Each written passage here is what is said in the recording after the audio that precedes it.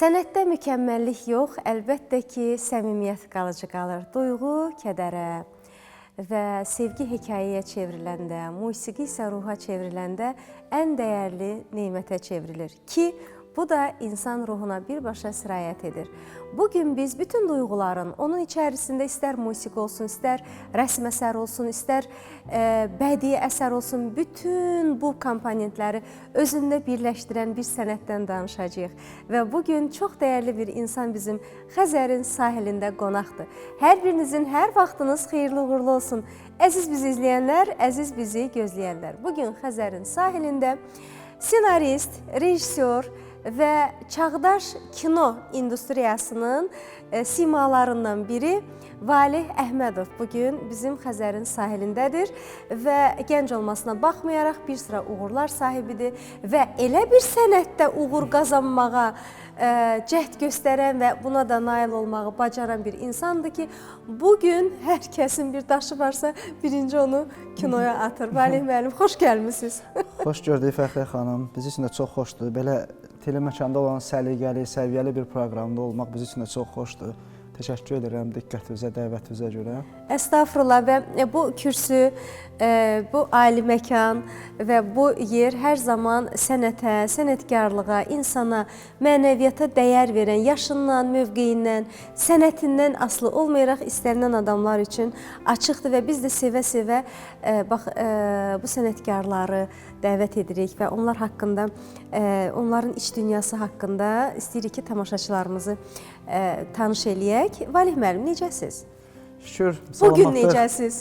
Hər gün biz hər gün yaxşıyıq, çünki sevdiyimiz işlə məşğuluq. Çünki özünüz bilirsiniz, bu sənətin belə deyək, başlama saatı var, bitmə saatı yoxdur. Yəni bu sənəti sevməsən, bu işlə məşğul ola bilməzsən. Ona görə mən dünyanın ən xoşbəxt insanlarındanam ki, sevdiyim işlə məşğulam. Bəs bu işə, yəni bu məsuliyyətli və bu çətin işə ümumiyyətlə hansı uşaqdan soruşsan nə olmaq istəyirsən, bu gün də birinci polis, müəllim və sair həkim, hətta yanğı söndürən bunu olmaq istəyirlər, amma rejissor olmaq istəmirlər. Siz necə oldu ki, rejissorluğa meyil göstərdiniz lap körpəlikdən? Başlayaq.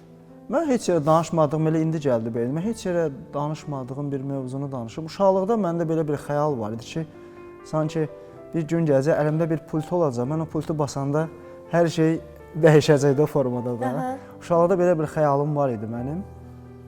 Get-gedə, yəqin ki, bu elə uşaqlıqdan mənə bir siqnal idi. Artıq müəyyən dövrdən sonra mən artıq belə deyək, səhnələr qurmağa başladım. Səhnənin özündə, canlı səhnələr qurmağa başladım. Buna ssenarilərini yazdım və qururdum.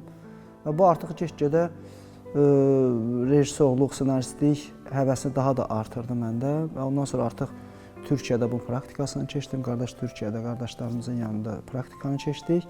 Artıq gəldi ölkəmizdə bunu tətbiq elədik və Allaha şükür də ki, artıq 15-ci, 16-cı mövsümdə dayanmadan seriallar, filmlər istehsal edirik. Məncə maraqlı, arzu olunacaq bir sahədir. Hər nə qədər ki, bizdə bayaq dediniz, industriya o qədər də güclü olmasa da, amma fikirləşsən ki, dəyər. İnsanlara mesaj vermək üçün və yaxud ürəyində olan bəzi hissləri ötürmək üçün, bir çox insanlarla həmfikir olduğu göstərmək üçün mənə elə gəlir ki, çox maraqlı sahədir, amma həddən artıq çətin sahədir. Çətinlik nədədir? Çətinlik, nə bilim, bütün faktorlar gəlir zaman. Misal üçün, biz indi çəkirik verilişi, gün batana qədər biz bunu çəkməliyik. Yəni, bu filmdə də belədir, serialda da belədir. Hər gün, o gün bitənə qədər orada olan səhnələri çatdırmalısan. Orada bir çox faktorlar var. Məsələn, təmir-tikinti işləri gedə bilər sən çəkdiyin yerdə. İnsanlar gecikə bilər, tıxaclar ola bilər. Amma sən var olan vaxtda, var olan materialı çəkib çatdırıb, bitirib təhvil verməlisən. Və ona görə də rejissor, misal üçün, nə edirəm, kənardan baxanda asan görsənir, amma rejissor ona verilmiş maliyyə ilə, ona verilmiş vaxt ərzində tabeliyində olan bütün əməkdaşları ilə dil tapıb, var olan məhsulu istehsal edib tamaşaçıya çatdırmalıdır. Yəni ona görə hər kəsin orada nazı ilə oynamasan, kaprizi ilə oynamasan, yer gəndə səsini qaldırmasan, yer gəndə sakitcə söhbət eləməlisən. Yəni bütün hamısını götürdükdə, yəni əslində ingilis dilində bu sənətin adı, rejissorluq, o direktor deyirlər, yəni direktor, idarə edən, yəni idarə etməlisən. Yəni o idarə etmə də o qədər gözəl olmalıdır ki, səninlə axırda təhvil verəcəyin işə təsiri olmasın. Və Valeh bəy, sizi lap əvvəldən tanıyaq. Bugün Xəzərin sahilindəyik və bugün bir Valeh Əhmədov portretini sözlə biz çizirik və Valeh Əhmədov bugün gəldi bu məkana və ənənəmizə sadiq qalaraq bir Xəzərin sahilində gəzdiniz. Bu gərgin iş günündə, qaynar həyatda və yeri gəlmişkən siz də tıxacdaydınız və bugün gecikdiniz. O gərginlikdən sonra, o gərginlikdə biz deyirik ki, tez biz bu verilişi çəkək əziz tamaşaçılarımız. Çünki gün batanda artıq Xəzərimiz görünməyə bilir. Ona görə həmən çəkmək və o rejimi tutmaq bizim üçün çox vacib idi. Amma bu saatlarda da dənizlə söhbətin ən gözəl vaxtıdır. Məsələ budur. Siz də dənizimlə görüşdünüz, bir nəfəsə çəkdiniz onun ətrini. Valeh Əhmədov bugünkü ömrünün bax bu çağında, bu vaxtında Xəzərlə baxıb söhbət eləyəndə ən çox ona şikayət elədi, yoxsa ona təşəkkür elədi? Xəzər ümumiyyətlə Azərbaycana verilmiş, yəni Allahın böyük bir hədiyyəsidir həqiqətən. Bakımızı, Azərbaycanımızı, yəni tək Bakıda deyil, bir çox bölgələrimizdə də biz Xəzəri görürük və mən dəniz kənarına çox tez-tez gəlirəm və uzun-uzadı baxıram dənizə. Çünki yaradıcı adam mütləqdir ki, ona baxın, bura iqtisadçılar gəlir, bura bəzi iş adamları gəlir, millət vəkilləri gəlir və s. Ha, soruşuram ki, Xəzər sizin üçün nə deməkdir, deyir. Təbii resursdur, bundan neft çıxır və o neft də bizim üçün iqtisadi nöqteyi nəzərdən yaxşıdır. Başa düşürəm ki, bunun artıq söhbətin məğzi tamamilə başqadır. Amma bir rejissordan onu soruşsan, əlbəttə ki, o Xəzərin rəngini, çalarını, işığını, rəngini, o alt qatını, üst qatını mütləqdir ki, bəlli bir formada çizəcək. Bəli, elə bir əsər yadıma gəlmir ki, məndə bizim istehsal elədiyimiz orada Xəzər olmasın, yəni. Xəzər dənizini biz mütləq şəkildə salırıq. Harasına baxırsan gözəldir, yəni. Və mən dediyim kimi, zaman tapan kimi, məsəl üçün, bəzi yerlər var ki, aidiyyatı oldu, olmadı. Mən bəzən maşını birbaş sürürəm, elə Xəzərin, fərqi yoxdur, hansı sahil olursa olsun orada bir 10-15 dəqiqə o yolla getmək, orada bir musiqi dinləmək və yaxud sakit Xəzərimizə baxmaq həqiqətən mənim üçün tam fərqli bir hissdir, xoş emosiyalar ötürür mənə. Yəni bugün təşəkkür elədiniz. Bəli, mən sizə təşəkkür edirəm ki... Xəzərə. Yox, sizə təşəkkür edirəm ki, Xəzərin bu yanına da gətirdiniz məni. Bəs nə zaman şikayət edirsiniz Xəzərə? Yox, şikayətim olmur. Valeh şikayətçidir? Yox, mən şikayətçi Şükranlıdır. Şükranlıyam və bacardığım qədər problemi yansıtmamağa çalışıram, onu həll eləməyə çalışıram. Çox vaxtı mən problem danışmıram, problemləri həll eləməyə çalışıram. Amma hansı ki, əgər mən bir problemdən danışıramsa, deməli o qlobal bir problemdir. Amma belə, yəni şikayətçi deyiləm, ümumən.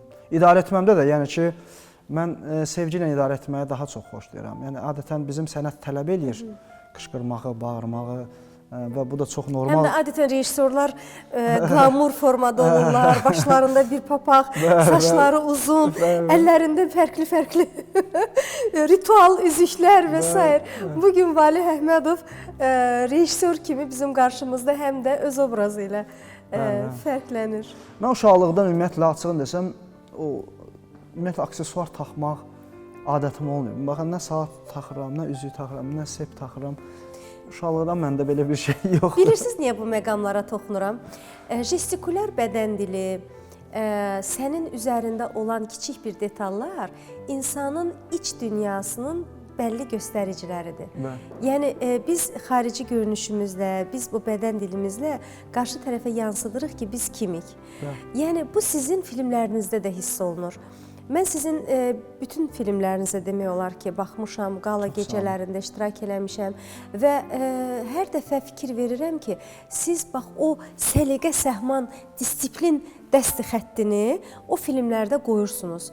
Bilirsiniz, bu dəqiqə çox vacibdir. İndiki xaotik bir cəmiyyətdə, indiki bir hər şeyin azad olduğu bir vaxtda, hər şeyin mümkün olduğu bir vaxtda özünü cilovlayıb saxlaya bilmək bu çox çətin məsələdir.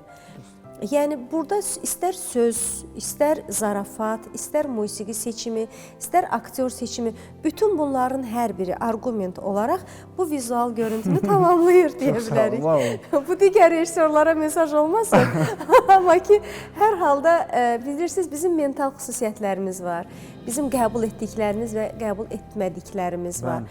Bəzi filmlər çox böyük sərmayə qoyulur, çox qlamur çəkilir, çox novator fikirlər ora qoyulur və s. Amma o öz möhürünü vura bilmir. Çünki qarşı tərəflə, sənin hədəf auditoriyanla, sənin ötürmək istədiyinlə, sənin öz potensialın düz mütənasib olmur. Biz hələ öz mental köklərimizə, öz milli dəyərlərimizə bağlı və sadiq xalqıq və ona görə də görürsünüzmü, müəyyən bir şit zarafat olanda, müəyyən bir filmlərdə hansısa bir bayağı bir məqamlar olanda həmən ona impulsiv reaksiya verilir. Sizin elə qonşu kanalda Ata Ocağı serialı artıq Santa Barbara ilə müqayisədə belə deyək ki, bir pillə geridə qalmış olur. Amma bu müasir dövrdə film sahəsində, kino sahəsində uğurdur deyə bilərik. Həm aktyor truppasının uzun müddət bir arada qalması, həm motiv olaraq kontenti düzgün seçmək, həm o gedişatların niyə bu uğur qazanır, niyə hər mövsümdə var? Çünki hər kəs özünü orada görür və tapır. Bax, bundan istərdim ki, danışaq ki, siz bax o xırda nüansları müşahidəçisiniz, tutursunuz, ilahi vergidir bu sizdə, yoxsa ki, komandanın bir araya gəlib müzakirə edilməsi zamanı verilən azadlıqdır?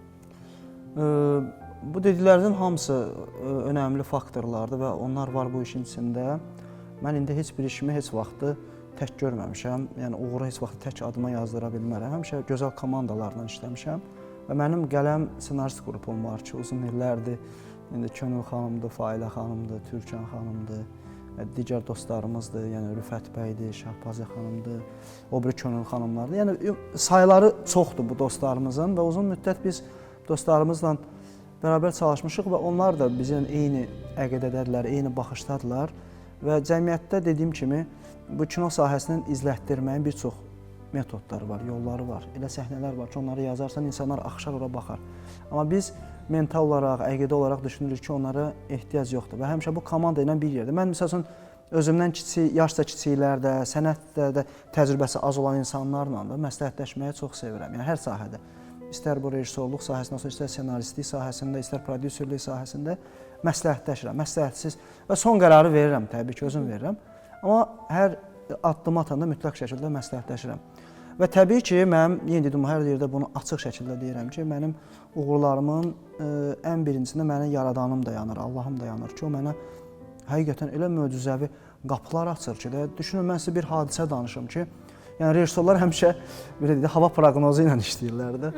Bir dəfə başımıza gələn bir hadisəni mən sizə deyim ki, o möcüzəvi bir hal idi ki, biz bir toy səhnəsi çəkməliyik, böyük bir toy səhnəsi və hava saat 11 tamamdan sonra küləyi göstərir. Və bizə dekor gətirən şirkət var, deyir ki, baxın küləkdir, biz orada dekorları qoysaq, əgər onlar qırılsa, biz maddi olaraq bunun qarşılığını sizdən istəyəcəyik hər bir şeyinə görə. Düşündük, eləməsək də bu sabahçı gün yenidən başlamaq əlavə xərcdir, əlavə məsrəfdir. Və yenə dedim, Allaha təvəkkül elədik, dedi ki, çəkməliyik. Dedim, götürürəm boynuma, problem yoxdur. Biz elə, bir dənə yuxarı səhnəmiz var, onu çəkək, düşək aşağı. Mən sizi inandırım, biz çəkdik, hətta indi 11-12 göstərir də. Saat 12-də biz başladıq qurmağa, 1-də 2-nin yarısı gecə başladıq çəkməyə. Səhər saat 5-də qutardıq çəkilişi və o əşyaları hamılıqla daşıdıq, yığdıq içəri. Ən axırıncı əşyanı yığanda bir dənə külək, bir dənə yağış başladı ki, mən sizə deyim. Yəni dedim, odur ki, bu öz-özünə olmur, heç bir uğur, heç bir bacarıq öz-özünə olmur. Yəni bu tipli möcüzəvi hadisələr də baş verir həyatımızda. Bizim mental dəyərlərimizin ən vacibi və ən dəyərlisi və ən gözəli çay içməkdir. Bəli. Biz evimizdə, ailəmizin, əzizlərimizin ətrafında deyirik ki, bir gözəl çay dəmlə gətir oturaq. Bəli, bəli. Və çay dəmlə seriala baxaq. Və Space televiziyasında yeni bir serial artıq başlayıb və o serialın müəllifi, o serialın rejissoru Valih Əhmədovdur və mən ümid eləyirəm, əminəm ki, o da uzun müddətli bir serial olacaq və Space televiziyasına reytinq gətirəcək. Motivi nədir, kimlər oynayacaq, söhbət nədən gedir, reklamlardan sonra biləcəksiniz.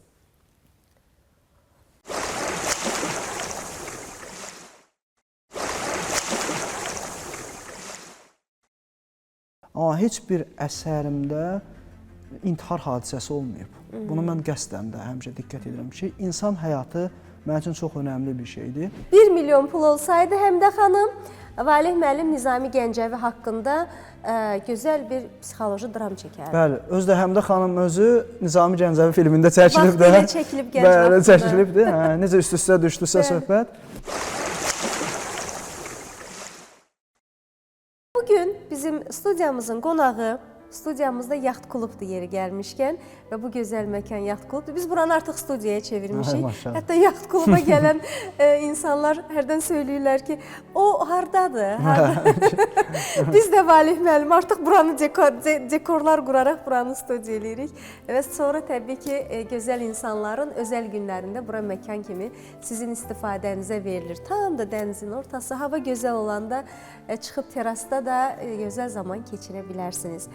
Valih Əhmədov bugün Xəzərin sahilindədir, Space televiziyasında yeni əməkdaşlığa başlayıb.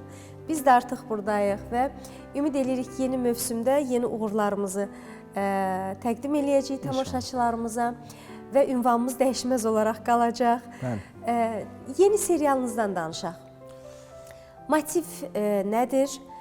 Tamaşaçıları nə gözləyir? Burada əsas demək istədiyiniz məqamlar hansı məqamlardır və siz hansı mesajı ötürmək istəyirsiniz? Serial yenə də həyatın içindən olacaq və burada bir balaca fərqli, indiyə qədər qurduğumuz ailə strukturları biraz fərqli idi, indi isə tamam fərqlidir vaxtsız sevgidə. Adını elə adı kimi olacaq, yəni bu ad mövsümün əvvəlində də özünü doğruldacaq, ortasında da və sonunda da tamaşaçılar görəcək ki, hər bir aydan bir, 2 aydan bir bu vaxtsız sevgi adına uyğun bir hadisələr baş verəcək. Siz bir mənalı şəkildə yaşın fərqini, bəli. Bax, o prinsipin üstündən xət çəkirsiniz belə. Bəli, bəli. Vaxtsız sevgi tək yaş məsələsi də var burada təbii ki. Anonslardan mən baxdım. baxdım. Bəli. Amma anidən gələn bir sevgi. Misal üçün, ilk seriyalardan artıq efirdədir görürük. Murad İsmayıl'la Röya Rüstəmova'nın oynadığı obrazlardan gedir söhbət ki. Məsələn, Murad İsmayıl'ın oynadığı obraz öz bacısı ilə, Fidan xanımla gəlirlər şəhərdə. Orada bir böyük bir villaya, necə olur ailələrdə, məsələn, yayda bağ evində olurlar, qışda şəhər evinə qayıdırlar və onlar, belə deyək, geri qayıdarkən ailə öz, belə deyək də, ailə başçısını itirir, yəni xanımı itirir. Elə bir əsas xarakterlərimizdən Xumar xanım oynayır. O, anası vəfat eləyir və ailə elə olur ki, elə əmin yerdə qalmalı olur, qızın istəyi ilə. Çünki burada bir duyğu var, deyir, mənim anam son nəfəsini bu otaqda verib, mən qayıda bilmərəm, deyir, burada qalacam. Anasına sədaqətindən gedir. Və burada, dediyim kimi, Murad İsmayıl'ın oynadığı obraz evə əslində baxmalı idi və artıq ailə də ona söz verib deyə. Onlar da orada qalası olur, o bir ailə də orada qalası olur və bu iki ailənin arasında, belə deyək, indi Qurban müəllim, dəyərli xalq artistimiz və Həmidə xanımın oynadığı obrazlardan, belə deyək, Həmidə xanımın qızını oynayan obraz Röya Rüstəmova'ya artıq aralarında vaxtsız bir sevgi yaşanmağa başlayır. Onlar bir-birlərini sevməyə başlayırlar, artıq geri dönüşü yoxdur. Artıq bu olayları biləndə ana necə reaksiya verəcək, ailə başçısı Səxavət necə verəcək və bura görə Mətanət xanımın obrazı çox rəngarəngdir. Evdə bütün qalmaqallar ondan çıxacaq, evdəki bütün hər şeyi idarə eləmək istəyir, hər şeyə sahib olmaq istəyir. Mətanət xanım kimdir orada? Ata Kişiyeva Sədaqət obrazını oynayır və o, belə deyək, Yox, obraz olaraq kimdir orada? Obraz olaraq O ailələr toplumunda kimdir? Vəfat edən xanımdan bəhs elədim. O Qurban müəllimin həyat yoldaşını oynayan vəfat edir ilk bölümün sonunda. Belə bir vəsiyyət qoyur ki, öz bacısına, deyir ki, sən mənim yoldaşımdan formal olaraq evlən, mənim qızımı ögey ana istəmirəm. Onsuz da kimlənsə evlənəcəksə Səxavət, Qurban müəllimin obrazı və o bir vəsiyyət yazıb verir öz yaxın rəfiqəsinə və yaxın rəfiqəsi də bu gedir xəttata dəyişdirtdirir. Yəni bu bacısı ilə evlənməli sırada rəfiqə deyir ki, onun vəsiyyəti bu idi ki, mənimlə evlənəsən. Yəni Mətanət xanım da o obrazı oynayır ki, vəsiyyəti dəyişdirir. Artıq buradan başlayır onun kimliyi. Bəli, konflikt buradan başlayır. Yəni elə vaxtsız, gərəksiz bir evlənmə baş verir və bir müddətdən sonra bunun mübarizəsi gedir və digər artıq vaxtsız sevgilər çıxmağa başlayır. Bayaq dediyimiz kimi yaş məsələsi. Ümumən yəni belə deyək, yaxşı gedir və tamaşaçılardan da artıq müəyyən belə deyək, cavablar almağa başlamışıq ki, maraqlıdır. Vəlih bəy, bir aktyoru o rolun içinə salmaq üçün, o rolu mənimsəyib, onu həzm etdirmək üçün hansı metoddan istifadə edirsiniz? Müzakirə, inandırmaq. Çünki nəyə görə deyirəm, rejissor bəzən bu dünyada da baş verən hadisədir. Rejissor çalışır ki, özü oynasın, ona göstərsin də. Əgər onu oynaya bilsə, mən elə aktyor olaram da və yaxud digər rejissor aktyor olar da. Bu onun sənətidir, bu mənim sənətimdir. Mənim metodum bu cürdür ki, mən oyuna müzakirə aparıram, onun mənə təklif elədiyi oyunların içindən ən yaxşısını seçib verirəm və onun inanması lazımdır bu. Və mənim düşündüyümə görə, yəni müzakirə əsasında müəyyən edirik və ona kiməsə, misal üçün deyək, bir aya bu xarakteri otuzdururuq, kiməsə bir həftəyə, kiməsə 5 günə. Çünki onlar obrazlarının keçmişini və gələcəyini bilmirlər. Biz bunu ssenaristlərlə müəyyən edirik. Yeri gəlmişkən, Valih bəy, bugün sual verən tərəf təkcə mən deyiləm. Aha. Hə, bax. Ekstremal vəziyyətləri sevirsiniz də siz rejissorlar. Nə bilim, biz planlı şəkildə sevirik biz, amma ki, bəzən düşdüyümüz şəraitə görə dəyişə bilirik. Yəni, siz məncə improvizələrə hazırsınız. Ümumiyyətlə, bax, o məşhur Hicran tamaşasında ki, hər zaman qeyd olunur ki, orada tamaşa başdan ayağa qədər improvizə üzərində qurulub. Olurmu ki, o prosesdə, o çəkiliş vaxtı improvizələr, yəni həmən zaten aktyor özünü mənimsəyir, bilir ki, bu burada kimdir və həmən orada improvizələr olur və o improvizələr qəbul olunandır? Əlbəttə, mən improvizəyə qarşı olmamışam, yetər ki, var olan çərçivədə. Biz ssenaridə, indi mən terminlə danışmağı çox xoşlamıram, terminologiya ilə danışmağı, amma ssenaridə belə bir termin var, treatment deyilən bir şey var. Yəni, səhnəni izah edən bir cümlə, hər səhnəni izah edən bir cümlə, bu səhnə nəyi ifadə edir? Yəni, o treatmentın o birini 100 variantda dialoq yazmaq olar, 100 variantda, 150 variantda. Yetər ki, o treatmentdan çıxılmasın, o səhnənin məqsədindən çıxılmasın. Ona siz bir cür reaksiya verərsiniz. Aktyor var ki, bir cümləni bir baxışı ilə verir. Ora artıq cümlə yükləməyə ehtiyac yoxdur. Və yaxud da aktyor var ki, onun baxışı kifayət eləmir, 5 dənə cümləyə ehtiyac olur, yerindəcə. Və o, bəzən cümlə olur ki, bizim ssenaristlər sağ olsunlar, uzun illərdir bərabər çalışırıq, çox gözəl də ssenarilər yazırlar. Amma bəzən görürsən ki, müəyyən cümlə var ki, aktyorun dilinə yatmır. Artıq onu dəyişib yerindəcə müəyyən improvizələr eləməyə. Yeri gəlmişkən, elə bunu sürpriz eləməyəcəm. Həmidə xanımın da sizə sualı var. Özdə bir yox, 2 dənə sualı var. Burada sual verən tərəf mən deyiləm. Burada sizə sual verənlər var. Bax, sizin öz aktyorlarınız, öz komandanızın sizə sualları var. Nə gözəl. Buradaca verəcəyik. Çox gözəl. Buyurun. Sənin pərəstiş elədiyin xarici rejissor. Ən çox sevdiyin film. Valih, əgər sənə 1 milyon pul versəydilər, hansı mövzuda, hansı janrda film çəkərdin? Hə, Valih müəllim, indi cavablandırın, görün nə edərdiniz? Açığı, yəni, sürpriz oldu mənim üçün. Mənim setimdə... Biz sizin setinizdə daxil olub, sizin setinizdə çəkiliş edən insanlarıq biz. Bəli, bu böyük bir bacarıqdır. Həqiqətən məlumatım yox idi, amma xoş sürpriz oldu. 1 milyonum olsa, açığını desəm, mən bir çox rejissorlarda da görmüşəm. Həyati filmlər çəkmək istəyirəm həmişə. Təbii ki, bir iki dəfə mən macəra filmlərdə çəkmək istəyirəm gələcəkdə. Amma elə yeri düşmüşkən, elə dünyada da yəni iş görən filmlər həyati filmlərdir. Mən düşünürəm ki, bir dənə maraqlı, çox maraqlı, çox böyük Həyati büdcəli. filmlərdə psixoloji janrı nəzərdə Bəli, tutursunuz. psixoloji janrda bir Həyat hekayələri. Bəli, həyat hekayələri. Ümumiyyətlə son zamanlar həyat hekayələri çox ciddi şəkildə rezonans yaradır. Bu psixoloji durumlar onun göstəricisidir ki, insanlar artıq bilirsiniz düşünmək istəyirlər. Artıq onlar öz yaşantılarından çıxarış edib bir kamilliyə doğru ucalmaq istəyirlər. Bu çox gözəl haldır. 5 il bundan əvvəl komik janrlar daha çox tuturdu. Hətta qonşu ölkədə seriallardan baxanda görürdün ki, komik janrda filmlər, seriallar. Amma bu gün istər Netflix-də, istər digər kanallarda ancaq psixoloji dramlar uğur qazanır.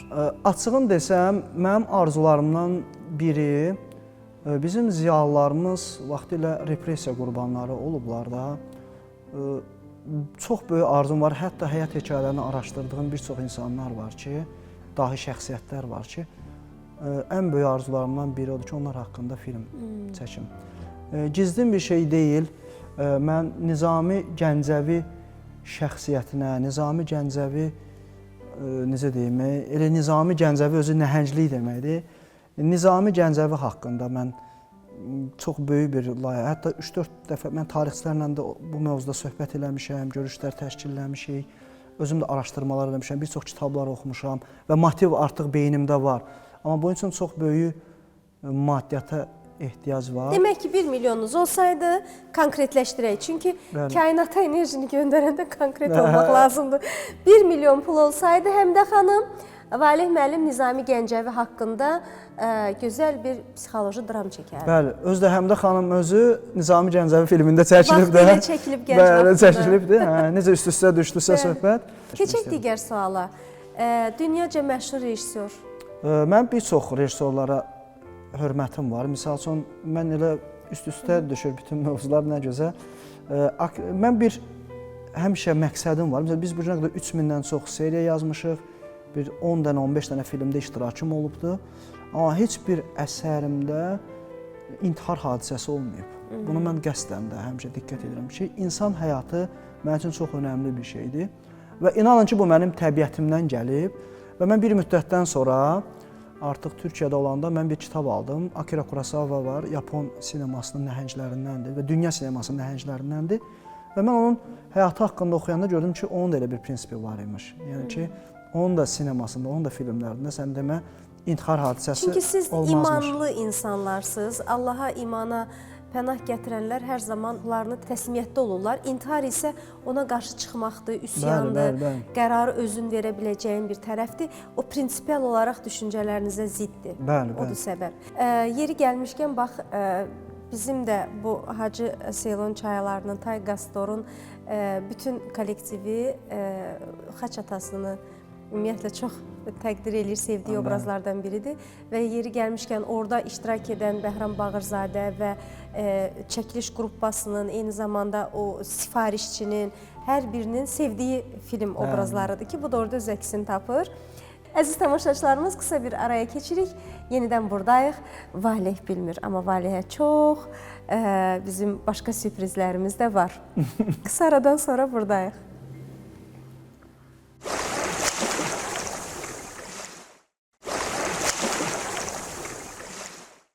Özünüz haqqında film çəkmək bir şansınız olsaydı, adını nə qoyardınız? O qədər hekayələr var həyatımda, o qədər də, yəni də düşünün. Bugün bizim üçün kiçik görünən, sabah ümumiyyətlə əhəmiyyətsiz və yaxud daha böyük görünə bilər. Nə olsun Valeh Əhmədov bu günü yaşayıb, yox, amma bu gün çox təsirlidir. Reklamlarımız bitdi, əziz tamaşaçılarımız. Xəzərin sahilindəyik və bugün Space televiziyasında biz Space-də yenicə artıq sizinlə görüşə gələn bir serialdan danışacağıq. Baxtsız sevgi. Daha doğrusu danışırıq. Və o filmin ssenaristi, o filmin rejissoru Valeh Əhmədov bizimlədir. Və elə biz tamaşaçılarımıza hər zaman maraqlıdır axı aktyorlar.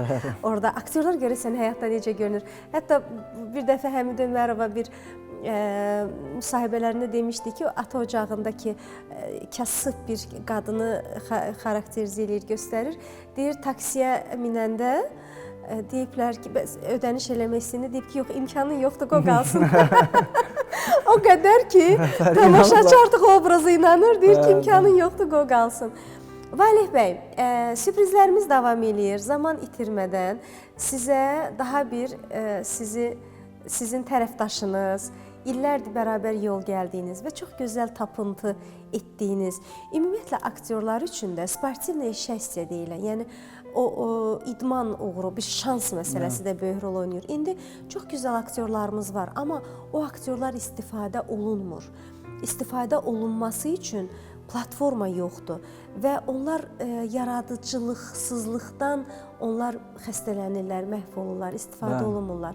Bax, indi sizi kimi rejissorlar, gənc rejissorlar, serial çəkənlər, komediya janrında çəkən digər həmkarlarımız, onlar bax bu yaşlı aktyorlardan istifadə edib çox gözəl şəkildə həm gənclərə bir örnək olur, həm də ki onların o formalarından, onların o vizual, estetik nüanslarından istifadə etmək. Bu çox vacibdir və lazımdır. Bəzən deyirlər 65 yaşdan sonra aktyorları təqaüdə buraxmaq absurddur, yəni bu.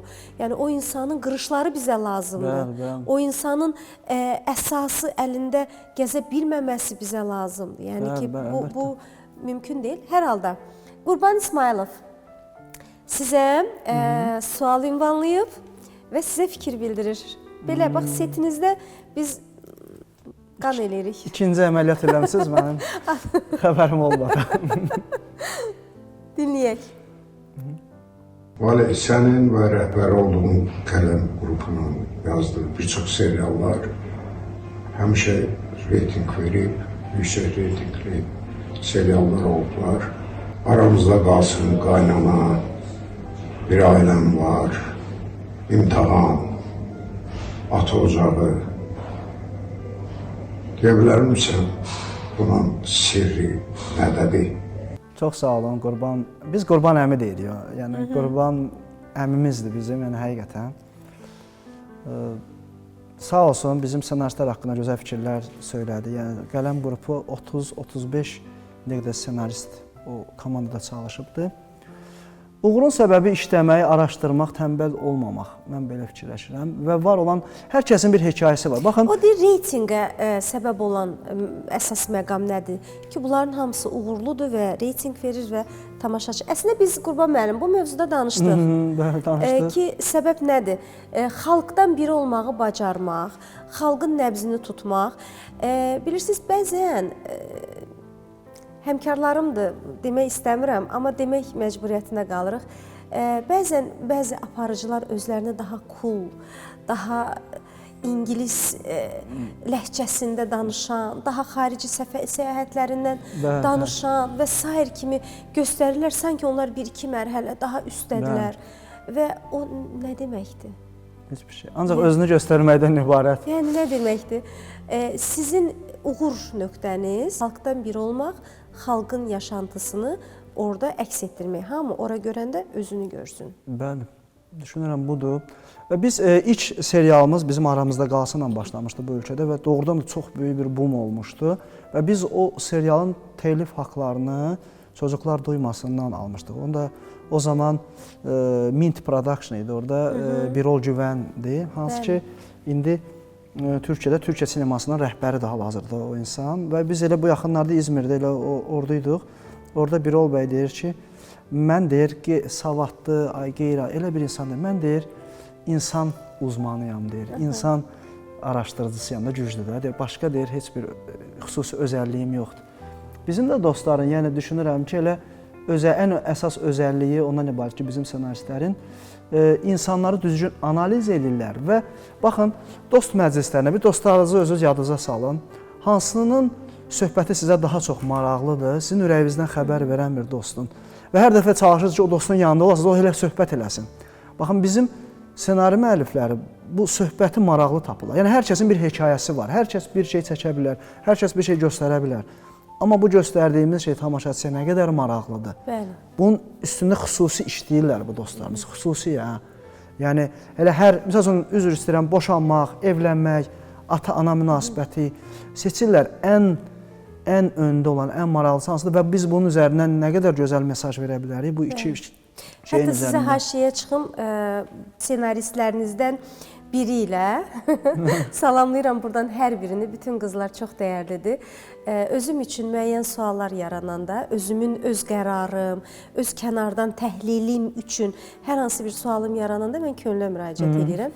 Çünki onun təhlil qabiliyyəti, onun yanaşma prinsipi məni qane edəcək. Çünki o daha üst qatda dayanıb o aşağı mənzərəni görə bilməyi bacaran biridir və o da komanda işidir hər halda. Bəli. Bütün o sizin seçiminiz çox uğurludur. Çox sağ olun. Komandanızdan daha biri də var. Yox canım, adı var. İndi göstərək daha birini. Göstərək. Hər kəsi salamlayıram.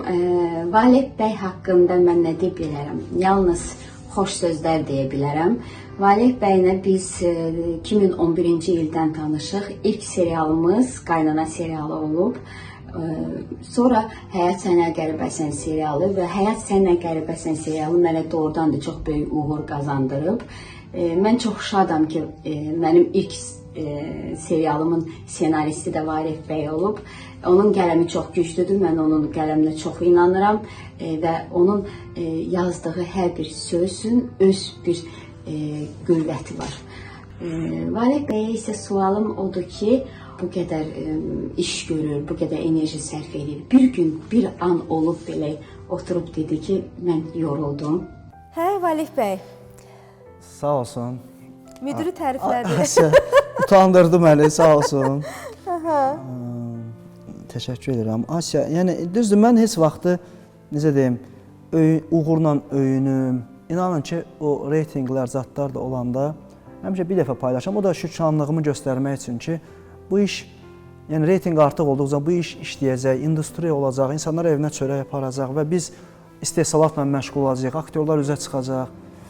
İnanın ki, budur səbəbi. İndi bu deməkdə səbəbim nədən ibarətdir? Asiyada, yəni ki, Həyat Sənə Qəribəsən də çox böyük uğur qazandı həm özünə, həm də bizim komandaya və bilməm bilirsiniz ya yox, Həyat Sənə Qəribəsən Azərbaycanın gəlmiş, keçmiş ən reytinqli serialı olub. Yəni ki, rekord da, yəni 29, 27, 28 reytinq verirdi, yəni düşünün. Sharingi demirəm, amma reytinq verirdi və mən bu ilə dediyim kimi heç vaxt özümdən razılıq, nə belə bir şey, sadəcə söz yerinə düşdü deyə deyirəm. Asiyada o həyat rolunu çox möhtəşəm oynamışdı. 3 mövsüm biz yəni ki, reytinqlərdə də belə sənətdə də xeyli uğurlar qazandıq.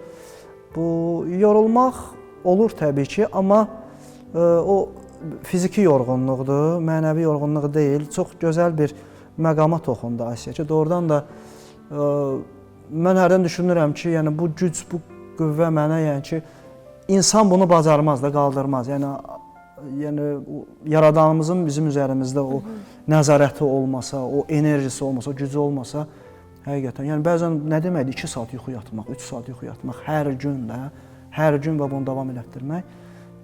Amma yəni həyatımdan, işlərimdən xoşbəxtəm, Allaha şükür və insanlara ki, bir şey, yaxşı şeylər çatdırmaq istəyirəm. Mən öz əsərlərimdən insanlara sevgini yaymaq istəyirəm. Valid bəy, özünüz haqqında film çəkmək bir şansınız olsaydı, adını nə qoyardınız?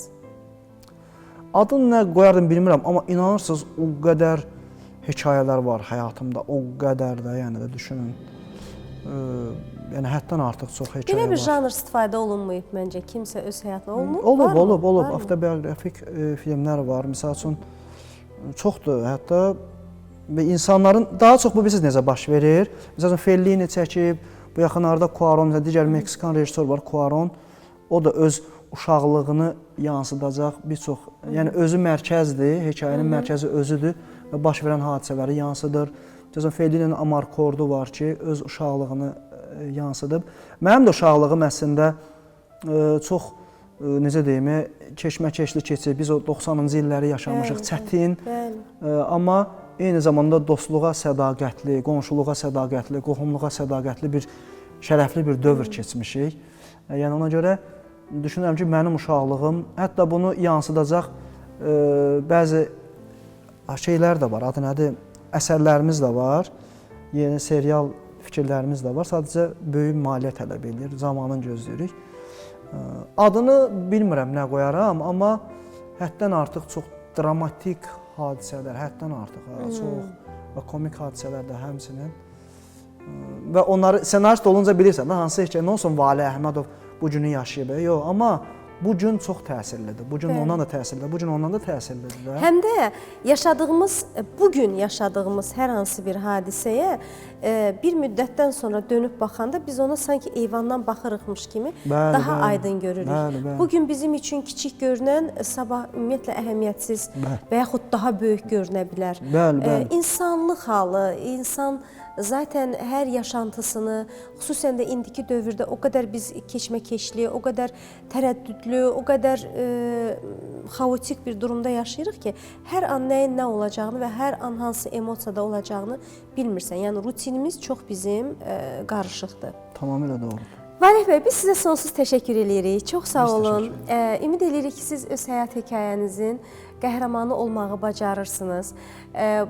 Bir neçə suallar var ki, bu verilişdə ənənəvi olaraq hər zaman mənə maraqlı olur ki, görəsən o suala bu insan necə cavab verərdi və bəzilərinin cavabını bilirəm, bəzilərini soruşuram və siz hər zaman ənənəvi suallardan biri idi ki, öz həyat hekayənizin qəhrəmanı ola bilirsinizmi?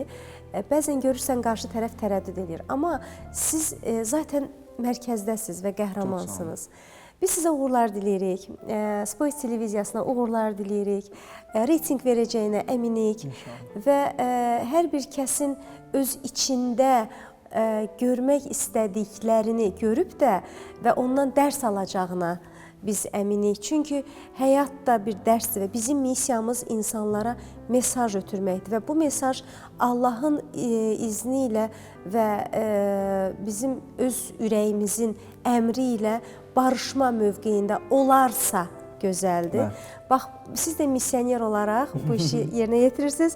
Uğurlar olsun sizə. Mən təşəkkür edirəm. Teleməkanda belə zövqlü, həqiqətən də proqramların olduğuna sevinirəm və siz kimi gözəl insanı da şəxsən tanıdığıma görə və bu verilişin aparıcısı olduğunuza görə də sizə təşəkkür edirəm. Estağfurullah, təşəkkür edirəm. Biz də özümüzə reyting arzulayırıq. İnşallah, inşallah. Ki, reyting olsun. Bax, belə əziz tamaşaçılarımız, sənət öz səmimiyyəti ilə keçərlidir, sənət öz sevgisi ilə keçərlidir, sənət öz varlığı ilə keçərlidir. Yetər ki, hər birimiz məhz öz səmimiyyətimizə, sevgimizə köklənək və yaşayaq, yaradaq və sonunda əlbəttə ki, şükranlığımızla Tanrının dərgahına üzü açıq, alnı açıq gedək. Görüşmək ümidi ilə Allah amanında.